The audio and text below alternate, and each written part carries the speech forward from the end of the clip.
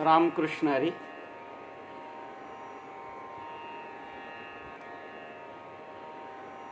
कृपया जय हरी किंवा रामकृष्ण हरी म्हणून मला रिप्लाय द्या. आवाज येतोय?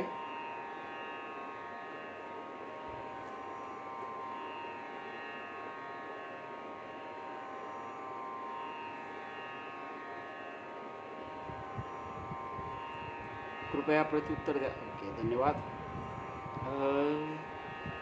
श्री राम जय जय राम, श्री राम जय जय राम, श्री राम जय जय राम, श्री राम जय जय राम, श्री राम जय जय राम, श्री राम जय जय राम, श्री राम जय जय राम, श्री राम जय जय राम, श्री राम जय जय राम, श्री राम जय जय राम, श्री राम जय जय राम, श्री राम जय जय राम,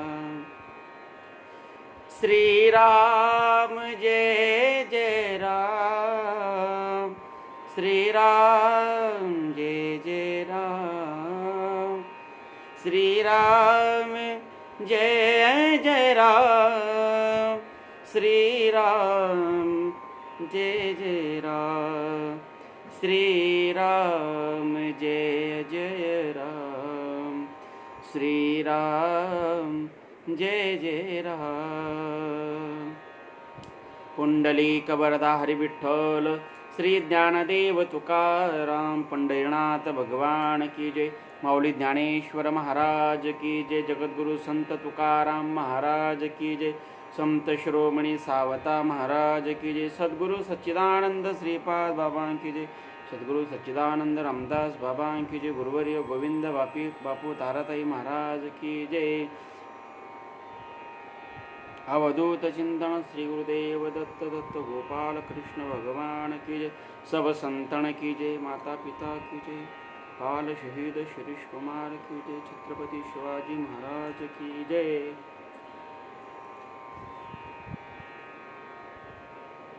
पुडा बोदाचिया कांबीवरी,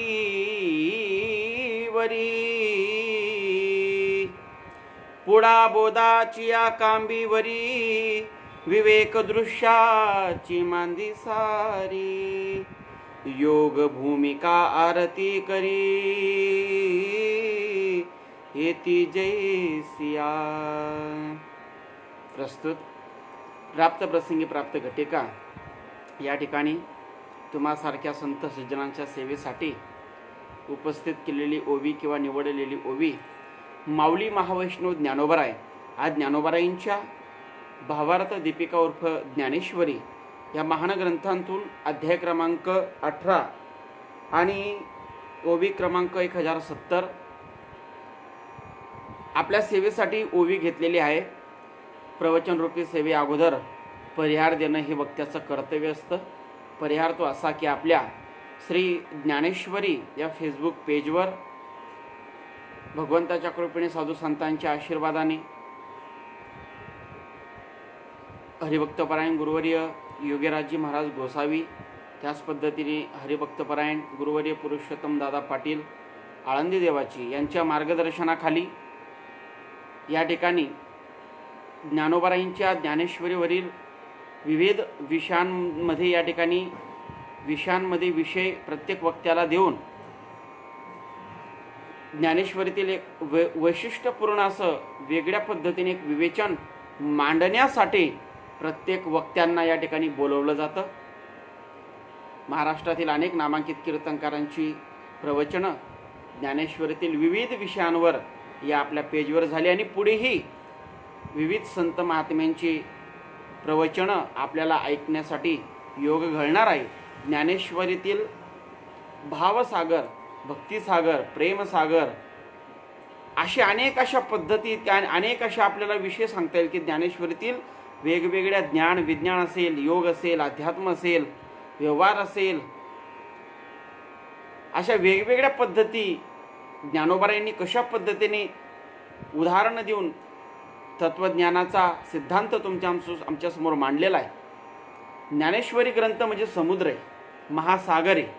आणि या महासागरातून महाराज तुम्ही कितीही शोध घ्यायला गेलात, आयुष्य निघून जाईल तरी वेगवेगळ्या गोष्टींचा शोध आपल्याला मिळतच जाईल. ज्ञानेश्वरी म्हणजे अमृताचा सागर आहे. ज्ञानेश्वरी म्हणजे आई आहे. फक्त आपल्याला लेकरू होता आलं पाहिजे. फक्त ते म्हणतात ना, ज्या पद्धतीने ढुसणी मारते ते लेकरू, वासरू ज्या पद्धतीने गाईच्या स्तनाला ढुसणी मारते, आमच्या खानदेशी भाषेमध्ये जेवढे ढुसणी मारणार तेवढं पवित्र दूध त्या वासराला मिळत असतं. त्याच पद्धतीने ज्ञानोबारायांच्या ज्ञानेश्वरीला आपण गाय, आई आपण संबोधलं पाहिजे आणि आपण वासरू बनलं पाहिजे. आणि आपणही जेवढं याच्यातून ज्ञान आपल्याला घेता येईल तेवढं आपल्याला घेता आलं पाहिजे. म्हणून या महासागरातून माझ्यासारख्या पामाराने, माझ्यासारख्या लेकराने काय सांगावं, काय बोलावं, काय विषय मांडावा, पण तरीसुद्धा ज्ञानोबारायांच्या कृपाशीर्वादाने, श्री गुरूंच्या कृपाशीर्वादाने या ठिकाणी एक वेगळ्या अशा पद्धतीने सुंदर अशा विषय मी आज तुमच्यासमोर घेऊन येणार आहे. त्यासाठी मला हरिभक्तपरायण बाळासाहेब महाराज करमाडे यांचा संपर्क झाला आणि आपण एखादा सुंदर असा विषय घ्यावा अशी विनंती केली. म्हटलं ज्ञानोबारायांच्या ज्ञानेश्वरीतून कुठला विषय घ्यावा. एक ओवी जरी आपण घेतली तरी एक ओवीवर आपण PhD करू शकतो. एवढं अथांग ज्ञान एका ओवीत असतं. म्हणतात ना, एक तरी ओवी अनुभवावी. तर विषय कोणता घ्यावा, ज्ञानेश्वरीचा माझा सध्या अभ्यास चालू आहे. स्टडी करत असताना 18व्या अध्यायामध्ये माझा प्रवेश झालेला होता. 18वा अध्याय अभ्यास करत असताना मला योगायोग मला एक ओवी समोर दिसली आणि त्या ओवीवरच मी या ठिकाणी प्रवचन सांगावं अशी मनामध्ये इच्छा व्यक्त झाली. आणि ती ओवी तुमच्यासमोर मी सुरुवातीला म्हणून दाखवली, पुन्हा म्हणून दाखवतो आणि त्याच्यातून तुम्हाला तो अर्थ थोडक्यात सांगतो. आणि त्याच्यातली एक महत्त्वाची जी भूमिका मांडलेली त्या भूमिकेचं आपण वर्णन करूया. आजच्या सेवेसाठी निवडली ओवी, त्या ओवीचं पुन्हा मी या ठिकाणी आपल्यासमोर म्हणून दाखवतो. पुढा बोदाची या कांबीवरी, पुढा बोदाची या कांबीवरी, विवेक दृश्याची मांदी सारी, योग भूमिका आरती करी, हेती जैसिया. ही ओवी माझ्या समोर दिसली. चला या ओवीवर विवेचन करावं असं मनामध्ये इच्छा निर्माण झाली. या ओवीमधून माऊली महावैष्णव ज्ञानोबारायांनी एका चोपदाराचं रूपक केलेलं आहे. चोपदाराचं रूपक अशा पद्धतीने केलेलं आहे की या ठिकाणी तो चोपदार म्हणजे तो योगी, तो साधक, तो भक्त, तो वारकरी, जो अत्यांतिक दुःखाची निवृत्ती आणि परमानंदाच्या प्राप्तीच्या दिशेने निघालेला आहे. जो अंतःकरणामध्ये एक तत्व मला समजून घ्यायचंय, या जगाचा सार मला समजून घ्यायचंय, भगवत स्वरूपाचं ज्ञान मला समजून घ्यायचंय, ईश्वरीय सत्ता मला समजून घ्यायची आहे, आत्मसाक्षात्कार माझ्या जीवनामध्ये करून घ्यायचा आहे आणि भगवंताचं जे सच्चिदानंद रूप असणारं जे रूप आहे, स्वरूप आहे, जे विश्वरूप आहे, असं ते परब्रह्म असणारं तत्व, परब्रह्म असणारं स्वरूप असणारा तो भगवंत, त्या परमात्म्याला समजून घेण्यासाठी जो साधक मुमुक्षू बनलेला आहे, तो योगी मुमुक्षू अवस्थेत बनलेला आहे आणि तो मुमुक्षू अवस्थेमध्ये बनलेला योगी साधक त्या भगवंताच्या प्राप्तीच्या दिशेने, प्राप्ती म्हणजे तो प्राप्तच आहे, त्याची ओळख, त्याचा अनुभव घेण्यासाठी जो निघालेला आहे, असा तो योगी तो कशा पद्धतीने जातो ते रूपक या ठिकाणी केलेलं आहे. तो काय करतो, हातामध्ये बोधाची सोनेरी रूपी काठी हातात घेतो. बोधरूपी सुवर्ण काठी, कांबीवरी म्हणजे ती काठी, सुवर्ण काठी, बोधरूपी सुवर्ण काठी हातामध्ये घेतो आणि म्हणजे आपण आपल्या चोपदाराच्या हातामध्ये दंडक असतो बघा, तो दंडक म्हणा, ती काठी म्हणा, ती काठी तो सुवर्ण अशी ती काठी, बोधरूपी काठी हातामध्ये घेऊन तो विवेक दृश्याची मांदी सारी, हे जे जगतरूपी दृश्य आहे, हे जगतरूपी दृश्य सद विवेकाने बाजूला सारत सारत बोधरूपी काठी हातात घेऊन विवेकाने हे जगतरूपी असणारे भौतिक जगातलं जे दृश्य आहे, हे दृश्य आपल्याला जे या भौतिक जगातलं ह्या चर्मदृष्टीने चर्मचक्षुने हे जे दृश्य आपल्याला दिसतंय, जगत हा जो सगळा जगताचा भ्रम, हे जे स्वप्नवत असणारे हे जग आहे, हे जग जे आपल्याला भासू राहिलं, जे भासतंय, ते भासरूप असणारं भ्रमरूप असणारं हे जगत विवेकाने बाजूला सारत जातो. लोकेशना वित्तेशना दारेशना हे जगत रूपामध्ये वसलेलं हे जी व्यावहारिक सत्ता आहे, ही सर्व सत्ता, ही जगतरूपी सत्ता, हा जो भ्रम आहे जगाचा, हा सगळा बाजूला सारत जातोय. कशाने? विवेकाने. हो, विवेक खूप महत्वाचा आहे. आणि तो विवेकाने ही जगताची दृश्य रूपी जी मांदी आडी, ते दृश्य जगत बाजूला सारत सारत सारत सारी म्हणजे बाजूला करणे, असं सारत सारत पुढे त्या ठिकाणी योग भूमिका रती करी येती जैसिया. मग पुढे लगेच महाराज त्या योग भूमिका आपल्या समोर तयार आहेत, त्या आपली त्या ठिकाणी आरती करण्यासाठी तयार आहेत. मग या योग भूमिका कोणत्या कोणत्या? त्या योग भूमिकांचा आपण विचार करणार आहोत. आणि त्या योग भूमिकांचा विचार करत असताना आपल्याला त्यासाठी योग वशिष्ठाचा अभ्यास करावा लागेल.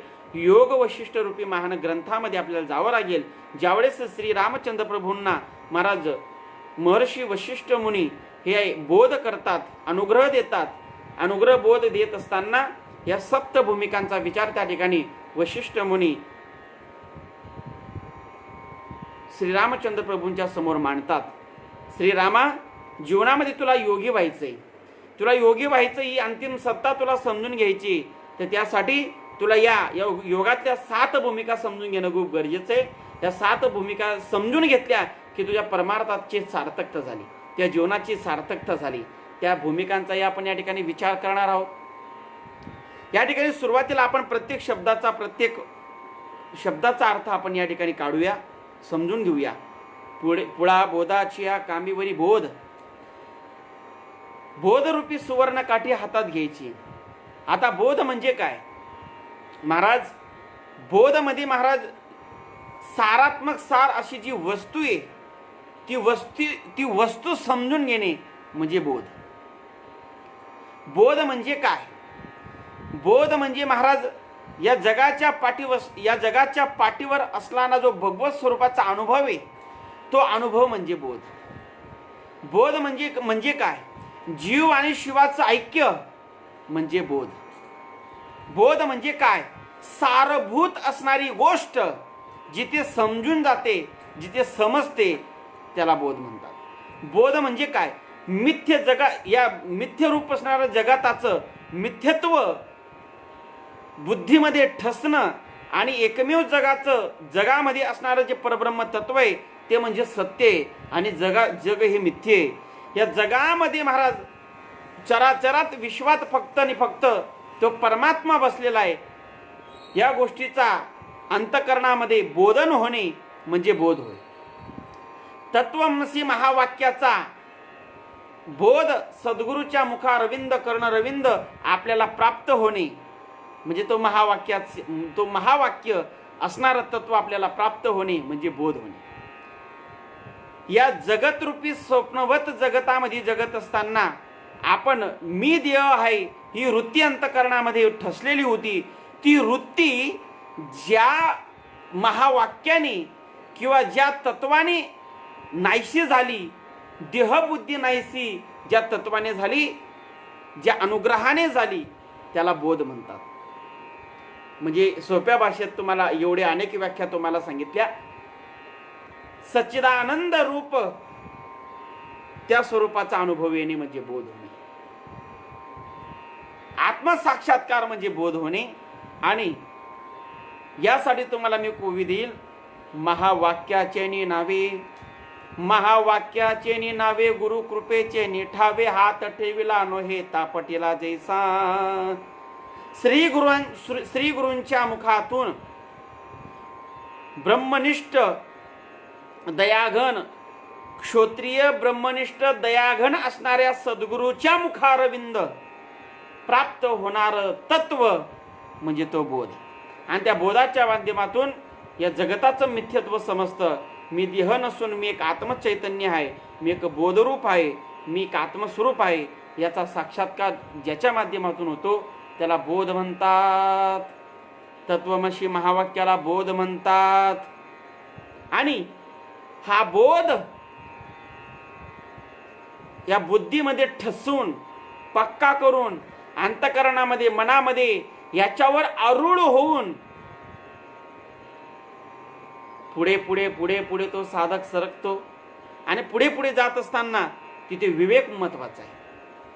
हा बोध प्राप्त होऊन नुसता प्राप्त होऊन उपयोग नाही महाराज. सद्गुरूंच्या माध्यमातून महावाक्याचा बोध प्राप्त झाला म्हणजे आपला उद्धार झाला. मनातून भ्रम काढून टाका. तो बोध प्राप्त झाल्यानंतर बुद्धीमध्ये विवेक ठेवणे हा सगळ्यात महत्वाचा विषय. हो, विवेक विवेक महत्वाचा आहे महाराज.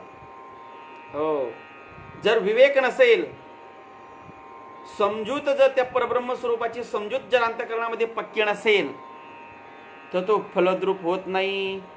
आला का लक्षात? बोध जर फलद्रूप करून घ्यायचा असेल तर विवेक महत्वाचा आहे. महावाक्याचा बोध भला, त्याचा जप नाही केला, त्याचा साधकी विचारच केला पाहिजे. त्या बोधाचा विवेक होणं गरजेचं आहे, विचार होणं गरजेचं आहे, विचार करणं गरजेचं आहे. मी कोण आहे? मी वासुदेव तत्वता कडो येईल विचारिता. महाराज या ठिकाणी हा बोध अंतःकरणामध्ये त्या विवेकाने समजून घ्यावा लागतो. ज्या पद्धतीने लग्न व्हायच्या अगोदर नुसता साखरपुडा झाला तरी विवेक जागृत होऊन जातो आणि मनामध्ये ठसून जातं की ती माझी बायको, मी तिचा नवरा. अजून लग्न व्हायचं बाकी, अजून महाराज अक्षता पडायच्या बाकी. त्याच्या अगोदर अंतःकरणामध्ये काय ठसून जातं? ती माझी बायको, मी तिचा नवरा. जेवढं या संसारिक गोष्टीमध्ये माणूस इतका विवेकी आहे, इतक्या त्या समजुतीवर पक्का झालेला आहे, मग तसं सद्गुरूंच्या माध्यमातून प्राप्त झाले महावाक्य, त्या महावाक्याची समजूत का पक्की होऊ नये? त्याच्यासाठी विवेक महत्वाचा आहे. विवेक महत्वाचा आहे. आणि तो विवेक आपल्याला महाराज वेळोवेळी जागृत करतो. तो वेळोवेळी आपल्याला समजूत पक्की करण्यास मदत करतो. तो विवेक सार काय असार काय या विचाराचा विचार आपल्या वृत्तीमध्ये निर्माण करतो. आला का लक्षात? महाराज मी देह नसून मी एक परब्रह्म स्वरूप आहे. माझं स्वरूप हे त्रिगुणांच्या पलीकडे आहे. माझं अस्तित्व हे महाराज भगवंत स्वरूप आहे. याच्यावर सतत तो विवेक महाराज या माणसाला जागृत करत असतो. आला का लक्षात? जीवनामध्ये हा विवेक आपल्या जीवनामध्ये इतका महत्वाचा आहे महाराज. हा जर नसेल तर परमार्थाची कुठेतरी सिद्धता कमी होत असते. परमार्थ सिद्धीसाठी विवेक हा खूप महत्वाचा आहे. पंचकोश म्हणजे मी नाही, पंचकोशाच्या पलीकडे माझं स्वरूप आहे. या देह म्हणजे मी नाही, देहाच्या पलीकडे मी आहे. त्रिगुणांच्या पलीकडे मी आहे. हे जगत म्हणजे मी नाही, देह म्हणजे मी नाही, हात म्हणजे मी नाही, डोळे म्हणजे मी नाही, कान म्हणजे मी नाही, मन बुद्धी चित्त अहंकार म्हणजे मी नाही, सूक्ष्म शरीर म्हणजे मी नाही, स्थूल शरीर म्हणजे मी नाही. आला का लक्षात? हो, पंचकोश म्हणजे मी नाही. हो महाराज, या सगळ्या गोष्टींचं मिथ्यत्व ज्याच्या माध्यमातून निर्माण होतं तो म्हणजे महाराज विवेक आहे. म्हणजे बोध प्राप्त झाला आणि त्या बोधात जर विवेक नसेल तर तो बोध फलद्रूप होत नाही. हे लक्षात ठेवा.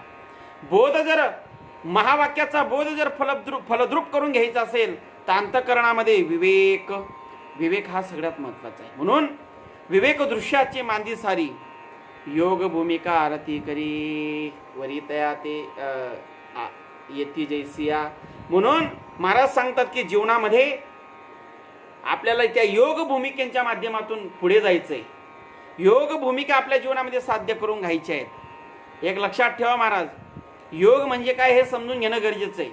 योग म्हणजे महाराज जो अष्टांग योगातले योग करतो तो म्हणजे योग का नाही. आता मी तुम्हाला योग भूमिका आरती करी. योग भूमिका म्हणजे काय हे तुमच्यासमोर मी सांगणार आहे. साधकाच्या जीवनामध्ये, भक्ताच्या जीवनामध्ये जो महाराज परमार्थाची अंतिम सिद्धता, अंतिम टप्पा जो जीवनामध्ये साध्य करून घेण्यासाठी जो निघालेला आहे, तो साधकाची लक्षणं सांगत असताना त्याच्या जीवनामध्ये कुठले कुठले मुद्दे उतरले पाहिजे, तो खरा साधक ठरत असतो. तो खरा वारकरी, तो खरा भक्त ठरत असतो.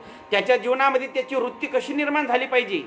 परमार्थ कोण करत नाही असं नाही, या जगाच्या पाठीवर सगळ्यांचा परमार्थ चाललाय.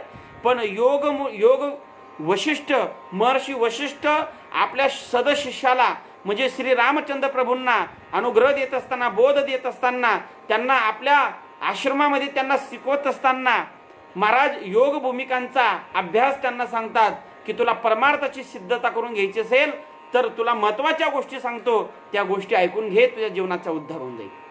आणि वशिष्ठांनी महाराज त्यामध्ये 7 योग भूमिका सांगितलेल्या आहेत. आला का लक्षात? 7 योग भूमिका सांगितल्या. त्या म्हणजे मी श्लोकाच्या माध्यमातून म्हणून दाखवतो. ज्ञान भूमिका, शुभेच्छा प्रथमा, समुदाहुता सुविचारणा द्वितीया, तृतीया तणुमानसा, सत्वापत्ती चतुर्थी, स्यात असंशक्ती पदार्थ भाविनी, षष्टी सप्तमी तुर्यागा. महाराज या 7 भूमिका या ठिकाणी महाराजांनी सांगितलेल्या आहेत. पहिली म्हणजे शुभेच्छा, दुसरी म्हणजे सुविचारणा, तिसरी म्हणजे तणुमानसा, तिसरी म्हणजे सत्वापत्ती, चौथी म्हणजे सत्वापत्ती, 5वी म्हणजे असंशक्ती, 6वी म्हणजे पदार्थ भाविनी आणि 7वी म्हणजे तुर्यागा. या 7 योग भूमिका महर्षी वशिष्ठ मुनी रामचंद्र प्रभूंना सांगतात की तुला परमार्थ या 7 भूमिकेतून करायचा आहे. या 7 भूमिका तुझ्या जीवनामध्ये उत्पन्न झाल्या की तू परमार्थातला खरा साधक झाला, खरा योगी झाला. आला का लक्षात? योगी म्हणजे काय? वशिष्ठांनी योगाची व्याख्या, योग वशिष्ठाचा अभ्यास करत असताना, माझ्या जीवनामध्ये योग वशिष्ठाचा अभ्यास करत असताना मला त्या ठिकाणी योगाची किंवा योग्याची जी व्याख्या ती सांगितली.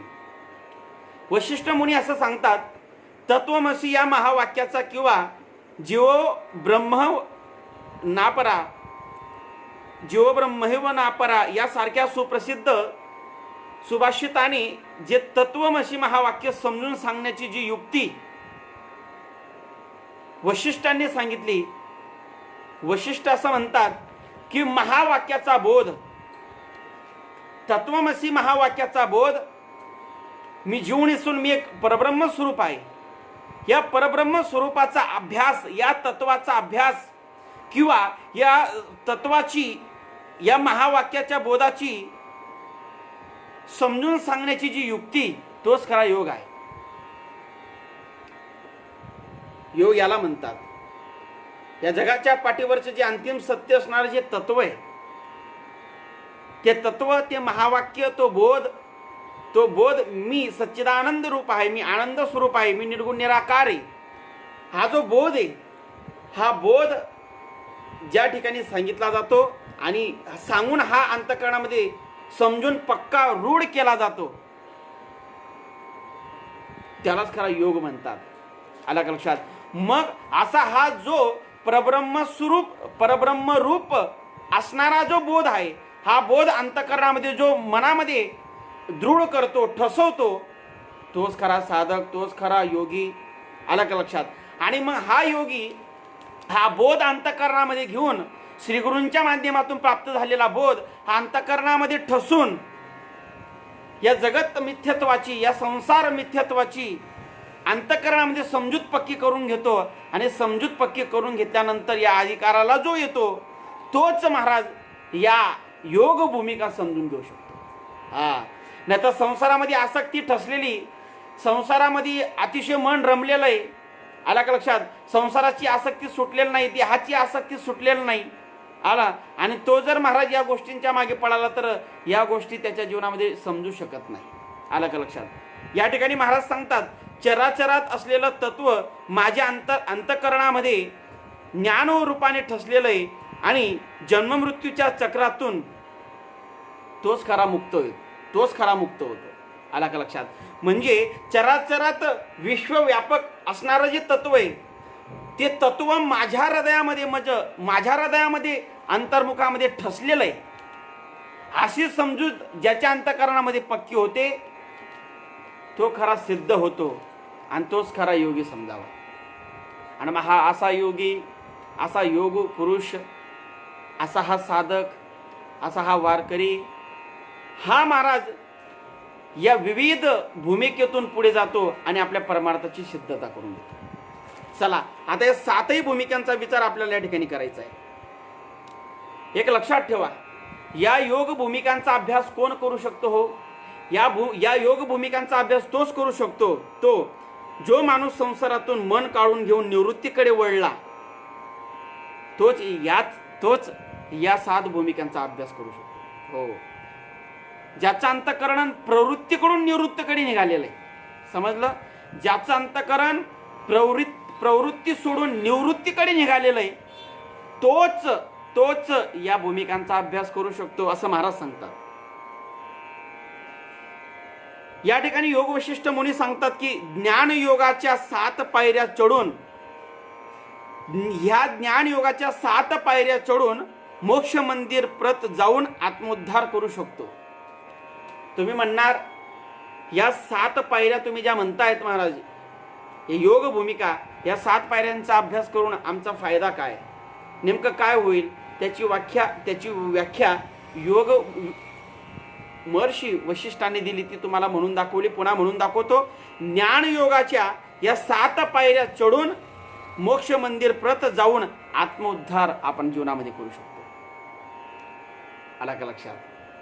आत्मोद्धार, मोक्षाची प्राप्ती याच्या माध्यमातून, याच्या अनुषंगाने आपल्या जीवनामध्ये होऊ शकते या 7 पायऱ्यांच्या माध्यमातून. चला आता पहिली पायरी सांगितली शुभेच्छा. ठीक आहे ना? शुभेच्छा म्हणजे काय? ऐका, शुभेच्छा म्हणजे सु अधिक इच्छा. सु म्हणजे चांगल्या इच्छा, चांगल्या इच्छा म्हणजे शुभेच्छा. पहिली पायरी सांगितली बरं का, ही पहिली पायरी समजून घ्या. शुभेच्छा, चांगली इच्छा. ज्याच्या अंतःकरणामध्ये एकच इच्छा असते. कोणती इच्छा असते? मला घरदार प्राप्त व्हावं, माझं लग्न व्हावं, मला बायका पोरं प्राप्त व्हावी. हा का? ही इच्छा का? जगताची संसार रूपाची इच्छा का? नाही महाराज, या जगाच्या पाठीवर खरा योगी, खरा साधक त्यालाच म्हणावं जो जीवनामध्ये या जगतातल्या मिथ्य पदार्थाची इच्छा करत नाही. अंतःकरणामध्ये फक्त एकच इच्छा होते. काय इच्छा होते? कै मी उद्धार पावेन, कै कृपा करील नारायण, ऐसे तुम्ही सांगा संत जन हो, करा समाधान चित्त माझे. कै मी उद्धार पावेन, माझा उद्धार कसा होईल? आला का लक्षात? ही अंतःकरणामध्ये इच्छा निर्माण होणे. मी शास्त्राचा अभ्यास करेन, ही अंतःकरणामध्ये इच्छा होणे. संतांचा सहवास धरीन, ही अंतःकरणामध्ये इच्छा होणे. माझं मूळ स्वरूप काय, ते मूळ स्वरूपाचा अभ्यास जो अंतःकरणामध्ये करेल. आला का लक्षात? ही चांगली इच्छा आहे. आत्मसाक्षात्काराची इच्छा अंतःकरणामध्ये निर्माण होणे. या इच्छा सांगितल्या आहेत महाराज. शुभेच्छा, या अंतःकरणामध्ये इच्छा ठेवणे, सतत सत्संग घेणे, साधू संतांच्या सहवासात महाराज वेदांताचा अभ्यास करणे, शास्त्राचा अभ्यास करणे. मला शास्त्रामधून माझं अंतिम तत्व काय, ते अंतिम तत्व मला समजून घ्यायचंय. श्री गुरूंच्या संतांच्या सहवासात राहून तो आनंद घन सच्चिदानंद असणारा परमात्मा आहे, त्याच्या स्वरूपाचा आनंद मला घेता येईल. ही अंतःकरणामध्ये इच्छा. म्हणजे जो अंतःकरणामध्ये सरळ स्वस्वरूपाचीच इच्छा ठेवतो, त्या इच्छेच्या व्यतिरिक्त कुठलीही इच्छा अंतःकरणामध्ये बाळगत नाही, त्याला शुभेच्छा म्हणतात. आणि अशा चांगल्या इच्छा अंतःकरणामध्ये ठेवून, अंतःकरणामध्ये रुजवून, ठसवून जो त्या भगवंताच्या दिशेने चालतो, आला का लक्षात, तो या पहिल्या पायरीमध्ये सक्सेस झाला असा समजावा. आणि जर भगवत स्वरूपाच्या व्यतिरिक्त अंतःकरणामध्ये इच्छा जराही मनामध्ये आल्या आणि ज्या भौतिक जगतातल्या, या भौतिक जगताच्या व्यवहाराच्या संबंधाने ज्याही अंतःकरणामध्ये इच्छा झाल्या, तर समजून घ्यायच्या या पहिल्या पायरीवर आपण फेल झालो. आला का लक्षात?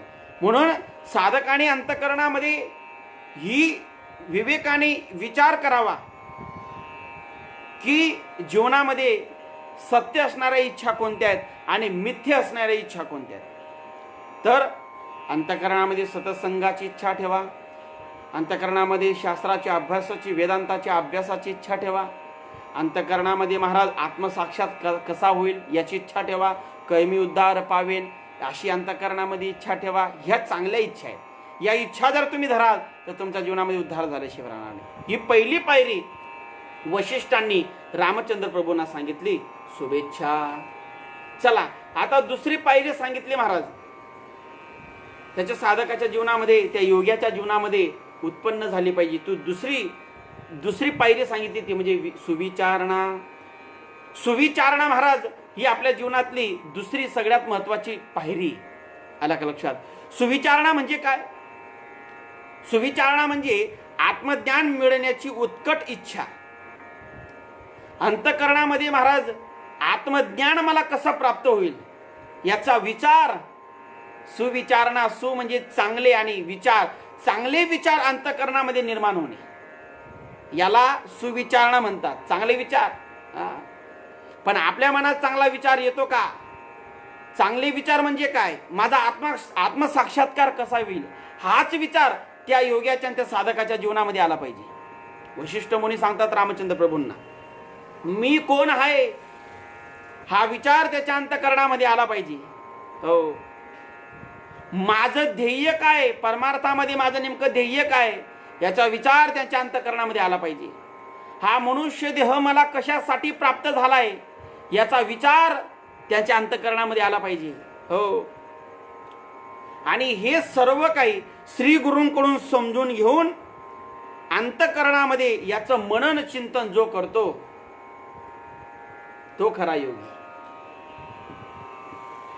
मी कोण आहे, माझं स्वरूप काय आहे, माझं ध्येय काय आहे, मी या मनुष्य देहामध्ये आल्यानंतर माझं कर्तव्य काय, हे श्रीगुरूंच्या सहवासामध्ये राहून समजून घेऊन त्याचा विचार, त्याचं चिंतन, त्याचं मनन करत राहणे म्हणजे सुविचारणा. सुविचार, चांगला विचार, चांगला बारीक विचार केला तर. आमचे श्रीगुरू सद्गुरू सांगायचे, ते सांगतात, भाऊ चांगला बारीक विचार केला तर, चांगला विचार केला पाहिजे. नाहीतर आमच्या फलकट बुद्धीमध्ये विचार असतोच. हो, आला का लक्षात? आमच्या अंतःकरणामध्ये चांगले विचार नाहीत महाराज. नुसतं शब्द आणि बोध मिळून उपयोग नाही महाराज. त्या बोधावर आपण किती आरूढ झालो हा सगळ्यात महत्वाचा मुद्दा आहे. पण अंतःकरणामध्ये दोष निर्माण होतात. हो, व्यर्थ विचार. विचाराचे 4 प्रकार शास्त्राने सांगितले. आपला सुविचारणा ही दुसरी पायरी चालू आहे. विचाराचे शास्त्राने 4 प्रकार सांगितले. एक विषय विचार, दुसरा व्यर्थ विचार, तिसरा परदोष विचार, हो, आणि चौथा म्हणजे भगवत स्वरूपाचा परमविचार. हे विचाराचे 4 प्रकार सांगितले. पहिला विचार विषय. आपला अंतःकरण विषयाच्या संबंधानेच विचार करत महाराज. हो, विषयाच्या संघाने पंचविषय सांगितले. शब्द, रूप, रस, गंध, स्पर्श.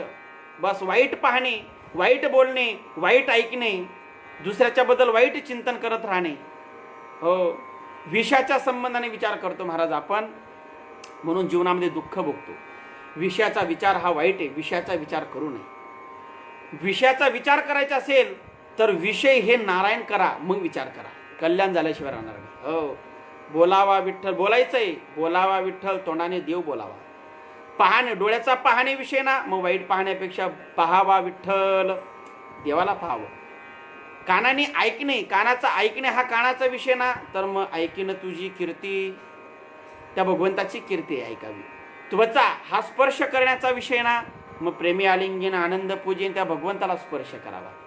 गंध, वाईट गोष्टीचा छंद लावण्यापेक्षा माझ्या मना लागो छंद, हो माझ्या मना लागो छंद, हो नित्य गोविंद गोविंद, हो माझ्या मनाला लागो छंद. म्हणून विषय तो त्यांचा झाला नारायण. विषय नारायण करून महाराज विचार करा, कल्याण झाल्याशिवाय राहणार. लोक विषयाचा विचार करतात, दुःख भोगतात. दुसरा विचार सांगितलाय व्यर्थ विचार. लोक व्यर्थ विचार करतात काका, पण व्यर्थ विचार करतात. लोकांचा प्रॉब्लेम काय, लोक घरातल्या भाकरी खातात आणि चौकात इतरांच्या भाजीत बसतात. व्यर्थ विचार करतात महाराज लोक. हो, याचं कसं होईल, त्याचं कसं होईल, अमुकचं कसं होईल, डमुकचं कसं होईल. अरे जगाचं कसं होईल त्याचा विचार करू नको, तुझं कसं होईल याचा विचार कर. माझं कसं होईल याचा विचार कर. हा विचार, याला सुविचार, याला चांगला विचार म्हणतात. हा विचार जीवनामध्ये करणं. लोक जगाचा उद्धार करायला निघलेत महाराज. दुर्दैव आहे. आमचे श्रीगुरु सांगतात, भाऊ जगाचा उद्धार होईल तेव्हा होईल, पहिले तुझा उद्धार कर. जगाचा उद्धार आपोआप होऊन जाईल. आपला उद्धार झाला आणि आपण जगाचा उद्धार करायला निघालो. सुविचार, विचार, हो, हा विचार केला पाहिजे. चांगला बारीक विचार केला तर चांगला विचार, सूक्ष्म विचार केला पाहिजे महाराज. सूक्ष्म विचार केला पाहिजे. लोक व्यर्थ विचार करतात, दुःख भोगतात. तिसरा विचार सांगितला, परदोष विचार. लोक विचार करतात का, पण परदोष, दुसऱ्याचे दोष काढतात.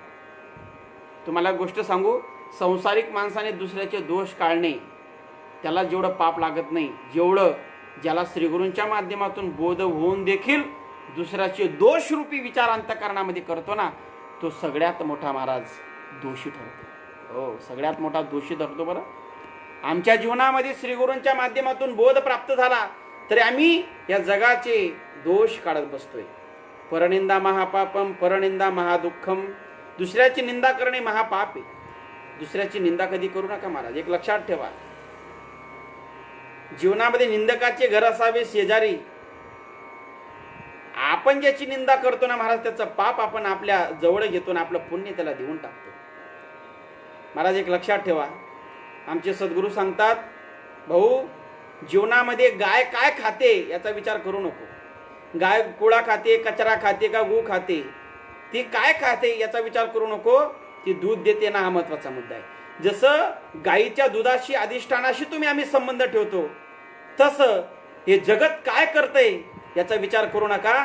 जीवनामध्ये अधिष्ठान रूपी परमात्म्याचा विचार आपण करा, जीवनाचा उद्धार होईल. तुमच्या आमच्या विचार करण्याने जगाची मती बदलू शकत नाही महाराज, पण आपण या जगाचा दोषरूपी विचार करून नक्कीच आपण आपल्या परमार्थाची हानी करून घेतोय, एवढं नक्की डोक्यात विचार करा. आला का लक्षात? अहो, संत सांगून सांगून निघून गेले, त्यांचं या जगाने ऐकून घेतलं नाही, तर तुमचं आमचं काय ऐकणार आहे? म्हणून प्रत्येकाला त्याच्या अनुभवावर सोडून द्यायचं. लोकांना आपण सांगत बसण्यापेक्षा त्याच्या अनुभवातून त्याला शिकू द्या. त्याला ठेच लागली की तो आपोआप त्याच्या मार्गावर वळतो. म्हणून कोणाचा परमार्थ आपण समजू नये. मी स्वतः परमार्थ करतोय, मी जसा परमार्थ करतोय तसा या जगाने करावा, हा डोक्यातून भ्रम काढून टाका. आपणच खरा परमार्थ करतोय का हा पहिले विचार करावा. आपलीच लाईन चुकली आणि आपण लोकांच्या चुकलेल्या लाईन सुधारवायला निघालोय, हा लय मोठा भ्रम आहे. आपली चुकलेली लाईन सुधारवावी. विचार सांगतो बरं, विचार हा पण एक महत्वाचा विचार. दुसऱ्याचे दोष काढतो. मला काय सांगा, नाभी काकांचा केसाचा उकरडा किती उकरला तर केसच सापडतील, तसं या जगाचे किती दोष काढत बसले, दोषच निघणार, त्याच्यातून काही साध्यता होणार नाही. म्हणून परदोष, दुसऱ्याचा विचार, दोषात्मक विचार करू नये. तिघही विचार दुःखाला कारणीभूत ठरतात. चौथा विचार जो आहे तो आपल्याला उद्धाराला कारणीभूत ठरतो, तो म्हणजे महाराज परमविचार. परमविचार म्हणजे जो परमपिता परमात्मा आहे, जो विश्वाचा जनिता आहे, जो विश्वव्यापक चराचरात या सृष्टीत जो वसलेला आहे, असा तो परब्रह्म रूप सच्चिदानंद घरणार असणारा, निर्गुण निराकारात्मक असणारा जो परमात्मा आहे, त्या परमात्म्याचा विचार करणे म्हणजे सुविचारणा, चांगला विचार. या जगाच्या पाठीवर हा एकमेव चांगला विचार आहे. याच्या विचारित जेवढे बी विचार आहेत नाही, सगळे फलकट, मिथ्य, खोटे विचार आहेत. हा एकमेव सत्य विचार आहे आणि हा विचार जीवनामध्ये करणे म्हणजे सुविचारणा.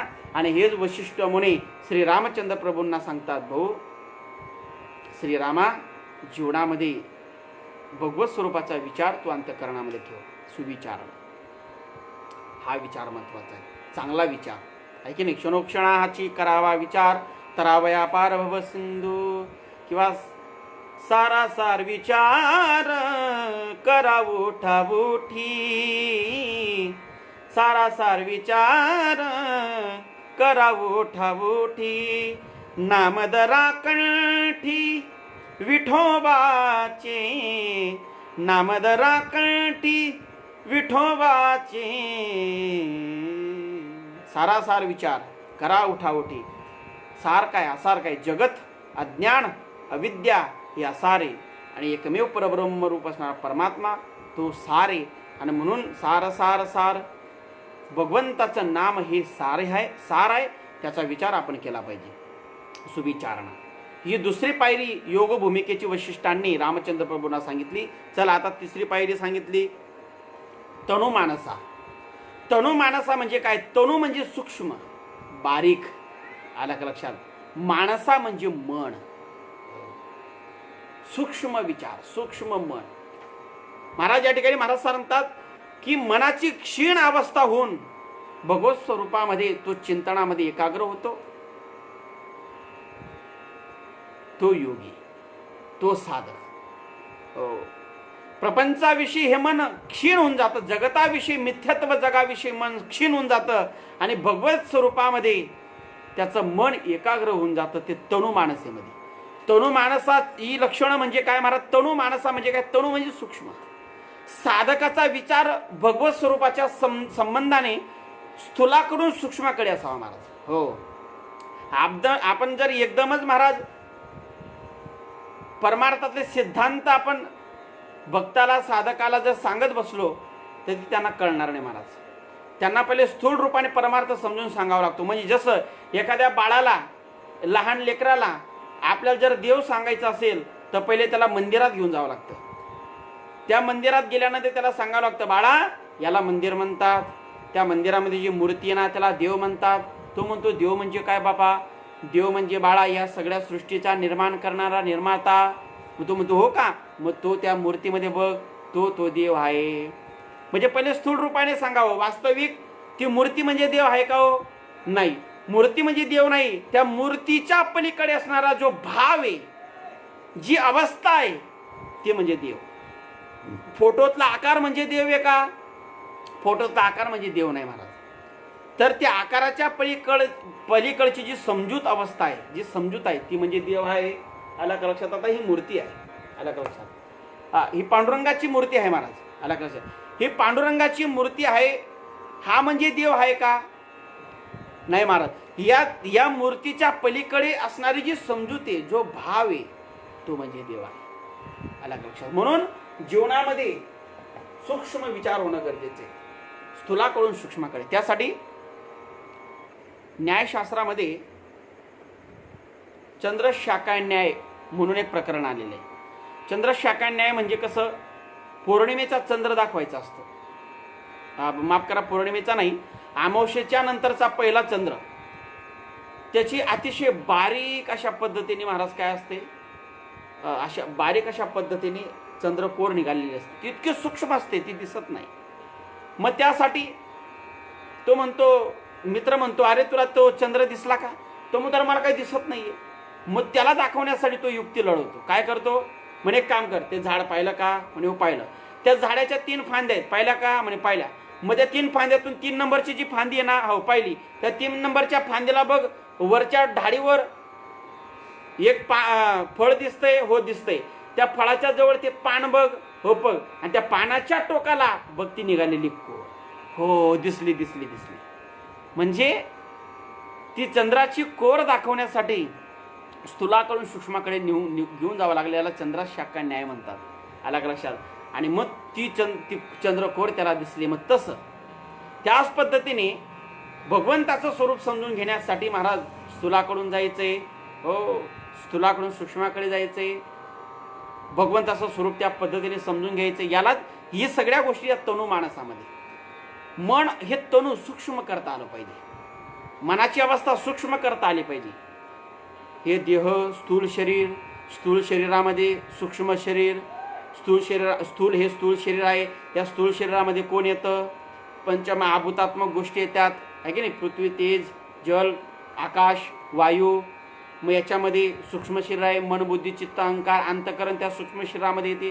त्या सूक्ष्म शरीरामध्ये पण आतमध्ये महाकारण शरीर आहे, कारण शरीर आहे. त्या कारण शरीरामध्ये सुद्धा महाकारण शरीर आहे. आणि त्या महाकारण शरीराच्या पलीकडे माझं अस्तित्व आहे. आला का लक्षात? याला म्हणतात सूक्ष्म, मनाची सूक्ष्म अवस्था, आला का लक्षात? पंचकोश म्हणजे मी आहे का? नाही. अन्नमय कोश, मनोमय कोश, आनंदमय कोश, विज्ञानमय कोश, प्राणमय कोश आहे की नाही. हे सगळे पंचकोश सांगितले. या पंचकोश म्हणजे मी आहे का नाही. या पंचकोशाच्या पलीकडे मी आहे. मनाची ही स्थिती, मन तिथपर्यंत नेता आलं पाहिजे. मन, बुद्धी म्हणजे मी का नाही, चित्त म्हणजे मी का नाही, स्थूल शरीर म्हणजे मी का नाही, सूक्ष्म शरीर म्हणजे मी का नाही, पंचकोश म्हणजे मी आहे का नाही, शरीर म्हणजे मी आहे का, हात म्हणजे मी आहे का नाही, डोळे म्हणजे मी आहे का नाही, कान म्हणजे मी आहे का नाही, शरीर म्हणजे मी आहे का नाही, याच्या पलीकडे 3 गुण म्हणजे मी आहे का नाही, 3 त्रिगुणांच्या पलीकडे असणारं जे तत्व आहे ते म्हणजे मी आहे. इतकं मन सूक्ष्म झालं पाहिजे. आणि एक वेळेस मन हे सूक्ष्म जर झालं महाराज, तर मन हे राम झाले, मन हे राम झाले, प्रवृत्ती ग्रासुनी निवृत्तीसी आले, प्रवृत्ती ग्रासुनी निवृत्तीसी आले, मन हे राम झाले, मन हे राम झाले. तणू माणसा, मन या प्रापंचिक सांसारिक गोष्टीमध्ये मन क्षीण होऊन भगवंताच्या स्वरूपाशी चित्त एकाग्र होतं. त्याला तणू मानसा अवस्था म्हणतात. आणि तणू मानसा अवस्थेमध्ये महाराज प्रपंचाचं मध्ये मन न रमवता भगवत स्वरूपाशी मन रमलं पाहिजे असं या ठिकाणी महाराज सांगतात. आणि 4थी अवस्था पुढची सांगितली ते म्हणजे सत्वापत्ती. महाराज सत्वापत्ती ही 4थी पायरी सांगितली. ही सत्वापत्ती ही 4थी पायरी सांगत असताना महाराज सांगतात, वरील 3ही पायऱ्यांचा अभ्यास केल्यानंतर या 4थ्या पायरीमध्ये वैराग्य निर्माण होतं महाराज. हो, शुभेच्छा, सुविचारणा, तनुमानसा या 3ही पायऱ्यांचा अभ्यास झाला ना महाराज. या 3ही पायऱ्यांचा अभ्यास झाल्यानंतर महाराज या प्रपंचाविषयी, या देहाविषयी वैराग्य निर्माण होऊन जातं. पूर्णपणे वैराग्य निर्माण होऊन जातं महाराज. आणि वैराग्य निर्माण झालं की मग पूर्ण मन स्वरूपाविषयी एकरूप होत असतं. त्या सत्व म्हणजे सत्य तत्व, सत्य तत्वाविषयी त्याच्या शोधामध्ये त्याचं अंतःकरण महाराज निर्माण होतं. नाही मन पक्कच होऊन जातं. मन हे रामरूपच होऊन जातं. तो मुक्त अवस्थेत चालला जातो. ही जी या पहिल्या ज्या 3 अवस्था आहेत ना महाराज, या मुमुक्षु दशेतल्या साधकाच्या अवस्था. साधकाच्या मुमुक्षु अवस्थेमध्ये या 3ही गोष्टी घडतात. या 3ही अवस्थांमध्ये मुमुक्षु, या 3 पायऱ्यांमध्ये मुमुक्षुता निर्माण होते. आणि या सत्वापत्ती या 4थ्या पायरीमध्ये तो साधक मुक्तच होऊन जातो महाराज. त्याचं मन सतत महाराज त्या सत्य असणाऱ्या तत्वाशी एकरूप होऊन जातं महाराज. हो, ज्ञान आत्मा स्वरूप यांच्या अभ्यासानंतर चिंतनामुळे आत्मसाक्षात्कार होतो. या पायरीमध्ये त्या साधकाला आत्मसाक्षात्कार होतो महाराज. हो, आणि याच ज्ञानमयी स्वयंप्रकाश चित्ताचा वशिष्ठ चित्त न म्हणता सत्व असे म्हणतात. असं असणारे जे ज्ञानमयी आणि स्वयंप्रकाश असणारं जे तत्व आहे, त्या तत्व त्या चित्तामध्ये ठसून जातं. आणि या चित्तामध्ये स्वयंप्रकाश असणारा ज्ञानमयी असा आत्मसाक्षात्कार झाल्यानंतर महाराज त्या ठिकाणी ते चित्त न राहता ते सत्व म्हणजे सत्य तत्वरूपाला ते पोचून जातं.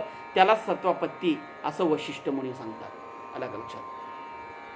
योगी या भूमिकेमध्ये जगाकडे स्वप्न म्हणून पाहतो. अलग लक्षात. हे जग नसून एक स्वप्न आहे.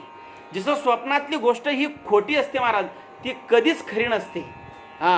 स्वप्न जागृत अवस्थेत आल्यानंतर स्वप्न रूप असणारं जग हे जग नसून ते स्वप्न आहे असं भासमान ज्या पद्धतीने स्वप्नामध्ये जागृत अवस्थेत आल्यानंतर जीवाला होतं, तसं या अवस्थेत, या मुक्त अवस्थेत गेल्यानंतर महाराज, या सत्वापत्ती अवस्थेत गेल्यानंतर, या पायरीत, या भूमिकेत गेल्यानंतर तो साधक परिपूर्ण मुक्त होऊन जातो. आला लक्षात.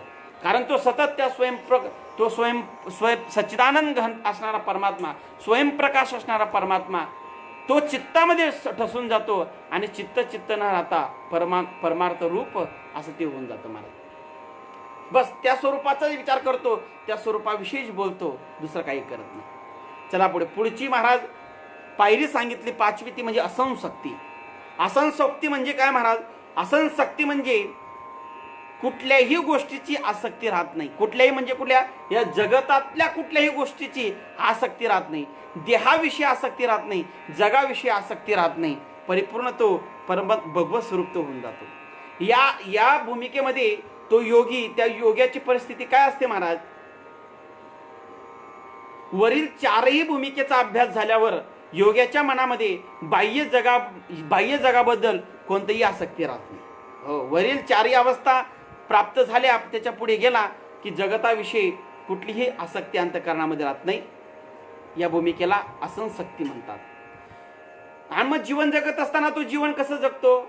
तो जीवन जगत असताना जीवनातील प्रारब्ध प्राप्त व्यवहार करत असून तो योगी मुक्त अवस्थेत राहतो. म्हणजे या शरीराच्या संबंधाने ज्या ज्या क्रिया घडतायत त्या त्या क्रिया प्रारब्ध योगाने घडतायत. हा, त्याचा आणि प्रारब्धाचा संबंध आहे, माझा काही संबंध नाही. याच्यासाठी उदाहरण तुम्हाला सांगतो म्हणजे समजेल. महाराज ज्यावेळेस स्वामी विवेकानंदांचे श्रीगुरु कोण रामकृष्ण परमहंस, त्यांना कॅन्सर झाला महाराज. तर त्यांना वेदना व्हायच्या, पण सदशिष्य म्हणायचे तुम्हाला वेदना होत आहेत, असं होतंय तसं होतंय. त्यावेळेस ते म्हणायचे, अरे हे प्रारब्ध योगाने, हे शरीराने कर्माने भरपडलेले शरीर आहे, हे प्रारब्ध या शरीराशी संबंधित आहे, याचा माझा काही संबंध नाही. आणि हे शरीर प्रारब्ध भोगण्यासाठी, कर्म भोगण्यासाठी आलेलं आहे, हे त्याला भोगावंच लागणार आहे. त्या कर्माचा आणि त्या प्रारब्धाचा माझा काही संबंध नाही. त्याच्या त्या गोष्टी घडत राहणार. मी त्या भगवंताच्या स्वरूपाशी एकरूप झालो आणि त्या भगवंताच्या स्वरूपाशी कुठलंही त्रास नाही, कुठल्याही वेदना नाही. ते स्वच्छंद आहे, ते आनंदी आहे. म्हणजे कुत्ता जाणेवर चमडा जाणे. कबीरदास महाराजांना कुत्र चावत होतं. चावत असताना महाराज मांस खात असताना लोक म्हणतात, अहो कबीरजी ते कुत्र तुमचं मांस खातंय, तुम्हाला चावतंय. त्यावेळेस भूमिका त्यांनी सांगितली. त्यावेळेस कबीरदास महाराज सांगतात, अबे ओ कुत्ता जाणेवर चमडा जाणे. याला जीवनमुक्त अवस्था म्हणतात. आला का लक्षात? म्हणून काही लोक म्हणतात, अहो एवढा मोठा साधू पण त्याला रोगाने मारलं, एवढा मोठा साधू, एवढी भक्ती केली आणि तो जो महात्मा असतो, तो योगी महात्मा त्याच्या स्वरूपाशी एकरूप होऊन जातो. आणि या शरीराच्या संबंधाने जेवढे दुःख होतात ना, त्या दुःखाचा तो काही अंतःकरणामध्ये लवलेश ठेवत नाही. त्याच्या मनामध्ये एकच भूमिका असते, प्रारब्ध योगाने शरीर प्राप्त झाले, ते हे शरीर भोगत राहणार आणि ते भोगू द्यायचं, त्याचा आपला काही संबंध नाही. या अवस्थेमध्ये त्याची तो आसक्ती सुद्धा ठरत नाही. म्हणून बघा, जीवनामध्ये एखादा महात्मा वागत असेल, त्याला काही होत असेल, तर तुम्ही असं विचार करू नका, हा एवढा भक्ती करतोय, परमार्थ करतोय, तरी देव याला दुःख देतोय. तसं नाही. ते शरीराची दुःख आहे, ते शरीराला भोगावे लागणार. तो महात्मा त्या दुःखाशी एकरूपता करून घेत नाही, त्या शरीरावर सगळं सोडून देतो आणि त्याच्यापेक्षा तो वेगळा होऊन जातो. मी स्वरूपभूत आहे, मी आत्मस्वरूप आहे, याच्यावर तो आरूढ होऊन जातो. आला का लक्षात? कुठल्याही गोष्टीची आसक्ती तो अंतःकरणामध्ये ठेवत नाही. याच महात्म्याला, या असंशक्ती अवस्थेत तो गेला, या भूमिकेत तो गेला की तो जीवनमुक्त होऊन जातो. मग उठता बसता त्याला फक्त देवाशिवाय दुसरं काही सुचतच नाही महाराज. देव खाते देव पिते मिग, देव देते देव घेते मिग, देवावरी निजते मिग. संत जनाबाई सांगतात. आला का लक्षात? देव रांधता कांडता हरी बोला, भांडता कांडता हरी बोला. महाराज सगळ्या गोष्टी करत असताना हरी बोला, हरीचंच तो ध्यान अंतःकरणामध्ये घेतो. त्याचं जीवनच देवरूप होऊन जातं, हरिरूप होऊन जातं. महाराज त्या स्थितीत तो, महाराज त्या अवस्थेत तो चालला जातो, म्हणजे तो विदयी अवस्थेत चालला जातो. आला का लक्षामध्ये? या प्रपंचात, या जगताचा कुठलाही आसक्ती तो अंतःकरणामध्ये ठेवत नाही. चालता बोलता उठता झोपता बोलता सगळं हरी हरी हरी हरी, देव देव देव, हरीच्या दासा हरिदायी दिशा. सगळीकडे त्याला हरीशिवाय दुसरं काही दिसत नाही. ही आसनशक्ती या अवस्थेमध्ये निर्माण होते. या अवस्थेमध्ये तो महात्मा विदेही स्थितीला जातो, जीवनमुक्त अवस्थेमध्ये तो जातो. या अवस्थेमध्ये वावरणाऱ्या त्या योग्याला किंवा त्या साधकाला गीतकारांनी स्थितप्रज्ञ म्हटलेलं आहे. स्थितप्रज्ञ असणारा योगी महात्मा तो याच अवस्थेत मोडतो, असंशक्तीत. आला का लक्षात? याला ब्रह्मवीर पदवी दिलेली, ब्रह्मविवर अशी जी पदवी ती या महात्म्याला, या पायरीत पोचलेल्या महात्म्याला दिलेली आहे. आणि हा महात्मा या अवस्थेमध्ये ब्रह्मनिष्ठ होऊन जातो आणि ब्रह्मनिष्ठ म्हणून त्या ठिकाणी ओळखला जातो. अशी असंशक्ती, कुठल्याही गोष्टीची आसक्ती राहते. आणि ह्या पायरीत हा महात्मा त्या ठिकाणी पोहोचतो. म्हणून या पायरीपर्यंत आपल्याला पोचणं गरजेचं आहे की नाही? आणि अंतःकरणामध्ये आसक्ती कुठल्याही या जगताच्या संबंधाने असली तर समजून घ्या आपण इथपर्यंत पोहोचलेलो नाही. म्हणून ह्या पायऱ्यांचा अभ्यास का करायचा महाराज? आपण नेमकं कुठपर्यंत पोहोचलोय, आपला परमार्थ नेमका कुठपर्यंत पोहोचलेला आहे, नेमकी आपल्या परमार्थाची गती स्थिती कुठपर्यंत आहे हे पाहण्यासाठी ह्या पायऱ्या खूप महत्वाच्या आहे. हे वशिष्ठ मुनी रामचंद्र प्रभूंना सांगतात. बोध जरी श्रीगुरूंच्या माध्यमातून प्राप्त झाला म्हणजे उद्धार झाला हे डोक्यातून काढून टाका. तो बोध, त्या बोधावर आरूढ होण्यासाठी अशा पद्धतीने विवेक होणं गरजेचं आहे आणि या सगळ्या गोष्टींचा अभ्यास होणं गरजेचं आहे. म्हणून पुढची पायरी या महात्म्यांनी सांगितली, वशिष्ठांनी सांगितली. पुढची पायरी सांगितली ती म्हणजे पदार्थ भाविनी. आता पदार्थ भाविनी म्हणजे काय महाराज? पदार्थ भावी म्हणजे या भूमिकेमध्ये तो योगी आत्मस्वरूपाचं जास्तीत जास्त चिंतन करतो. इतकं चिंतन करतो महाराज, या जगतामध्ये दिसणारा हा जो पदार्थ आहे हा पदार्थ सुद्धा महाराज तो देव म्हणून पाहतो. या पदार्थाकडे पाहत असताना त्याची दृष्टी भगवत स्वरूप रूपीच अंतःकरणामध्ये असते. म्हणजे तुम्हाला उदाहरण सांगतो, आमचे श्रीगुरू सांगतात, भाऊ हे अंगावरचं काय रे? एखादा सहज उत्तर देऊन जातो, कापड आहे बाबा. ते म्हणतात महात्मे, नाही चांगला बारीक विचार कर, काय हे? तो म्हणतो कापड. अरे चांगला बारीक विचार कर, काय? कापड. अरे अजून चांगला बारीक विचार कर, हा काय? ते सांगतात याचं विश्लेषण कर. हे कापड कशातून आलं? तो म्हणते धाग्यातून आलं. धागा कशातून आला? तंतूमधून आला. तंतू म्हणजे काय? कापूस. म्हणजे कापसातून काय आलं? म्हणले हे कापड. मग हे काय अंगावर? म्हणले कापूस आहे. असा विचार. हे अंगावरचा कापड नसून हा कापूस आहे, असा सूक्ष्म विचार.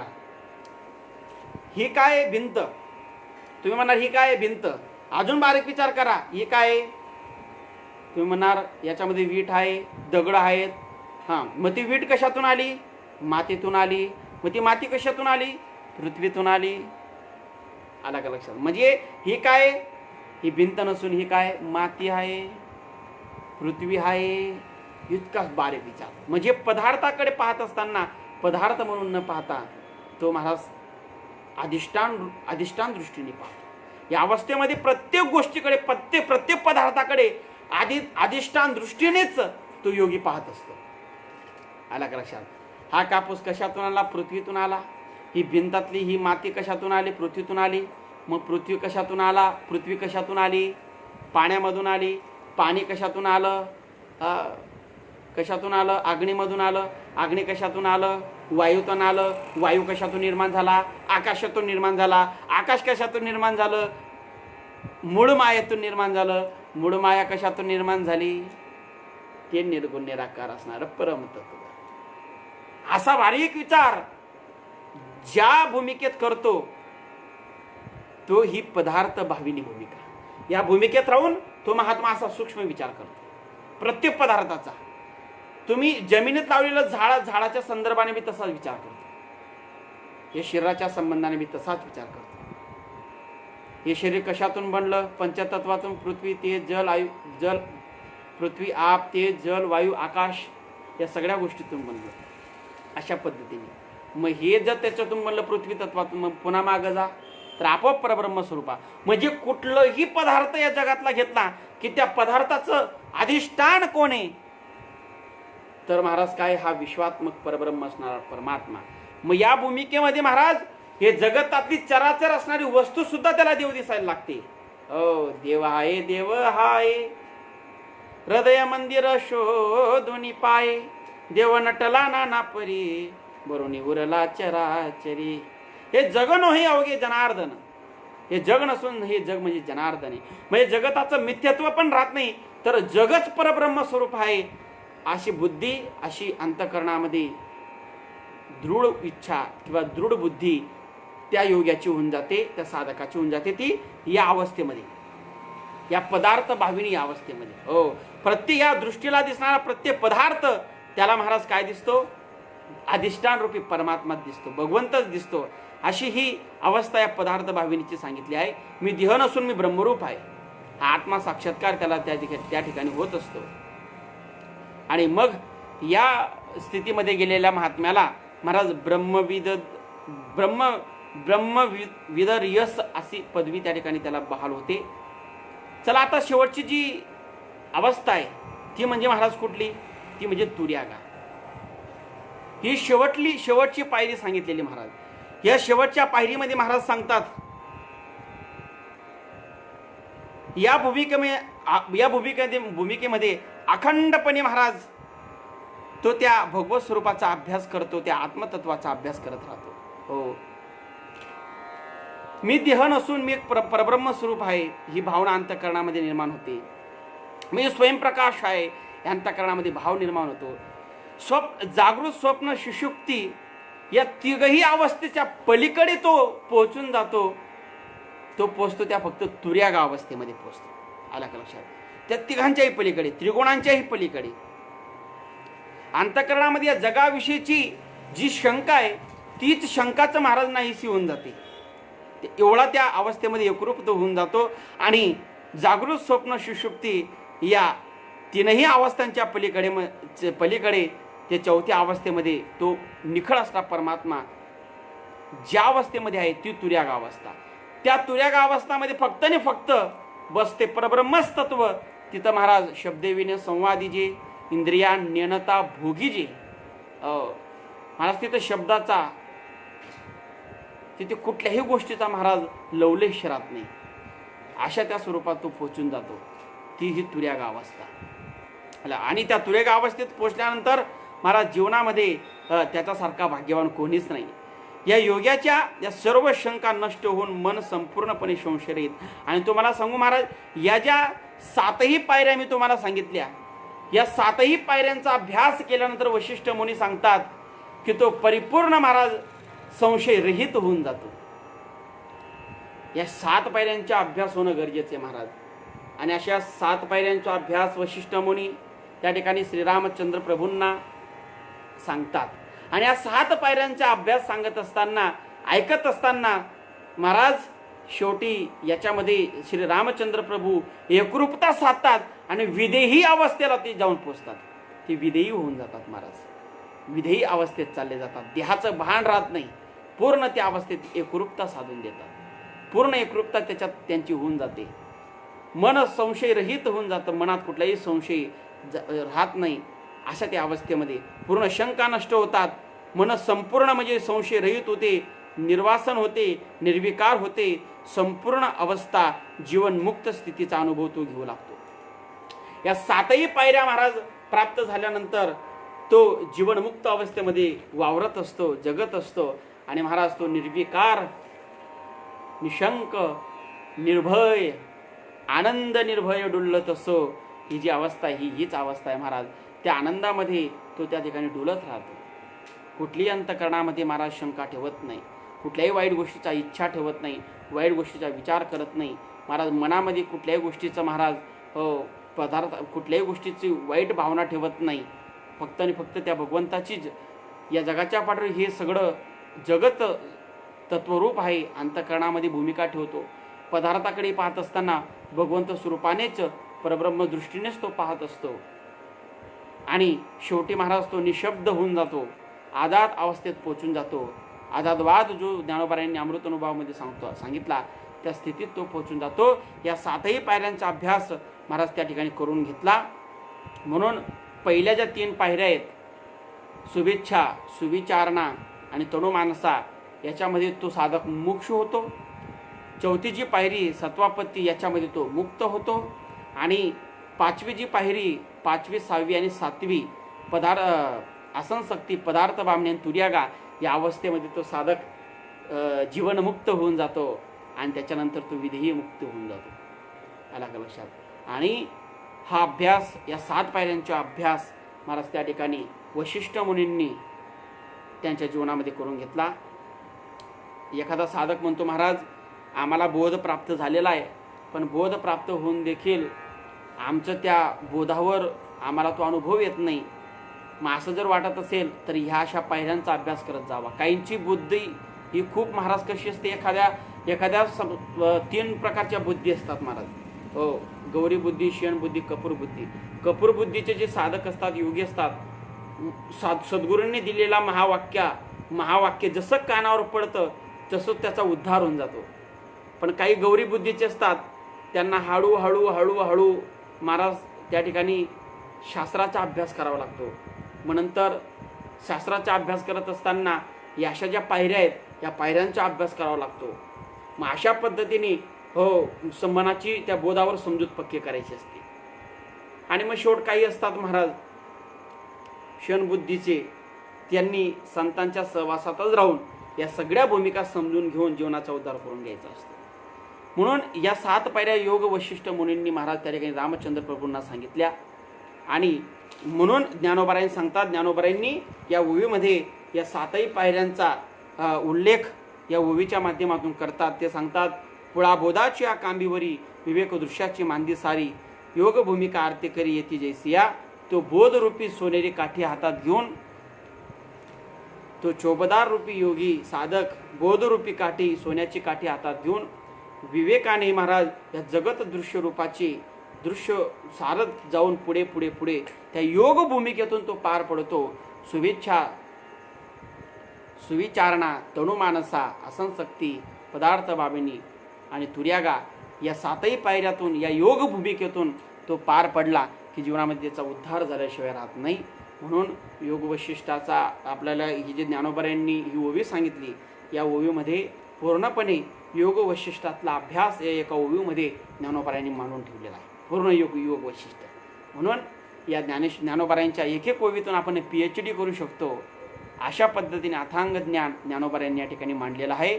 आणि या 7ही भूमिका या योग भूमिका कशा पद्धतीने आहेत ते ज्ञानोबारायांनी या ओवीच्या माध्यमातून मांडतात. आणि त्या तुमच्यासमोर आज मांडण्याचा मी या ठिकाणी प्रयत्न केला. या ठिकाणी झालेली सेवा मी सद्गुरूंच्या चरणी अर्पण करतो. आणि या सेवेचा योग गुरुवर्य हरिभक्तपरायण योगीराजजी महाराज गोसावी असतील, मार्गदर्शक हरिभक्तपरायण महंत पुरुषोत्तमदादा पाटील असतील, यांचं मार्गदर्शन या पेजला आहे. या पेजच्या माध्यमातून मार्गदर्शन ते करतात. आमचे परमस्नेही परममित्र हरीशदादा दिघेकर, हरीश महाराज, त्याच्यानंतर करमाडे माऊली यांनी ही जबाबदारी या पेजची घेतली आणि ते संपर्कात राहतात. आणि हे दोघेही जण माझ्या संपर्कात होते. आणि आज हे चिंतन या ओवीचं या ठिकाणी घडून आलं. म्हणून झालेली बोललो ते सगळं श्री गुरूंच्या कृपेने तुमच्यासमोर बोललो. या ठिकाणी झालेली सेवा श्री गुरूंच्या चरणी अर्पण करतो आणि तुमची या ठिकाणी रजा घेतो. विठाला विठाला विठाला विठाला विठाला पुंडलिक वरदार विठ्ठल श्री ज्ञानदेव तुकाराम पंढरीनाथ भगवान की जय. माऊली ज्ञानेश्वर महाराज की जय. जगद्गुरु संत तुकाराम महाराज की, संत शिरोमणी सावता महाराज की जय. सद्गुरु सच्चिदानंद श्रीपाद बाबा की जय. सद्गुरु सच्चिदानंद रामदास बाबा की जय. गुरुवर्य गोविंद बापू ताराताई महाराज की जय. अवधूत चिंतन श्री गुरुदेव दत्त गोपाल कृष्ण भगवान की जय. सब संतन की जय. विठाला विठाला विठाला विठाला विठाला विठाला.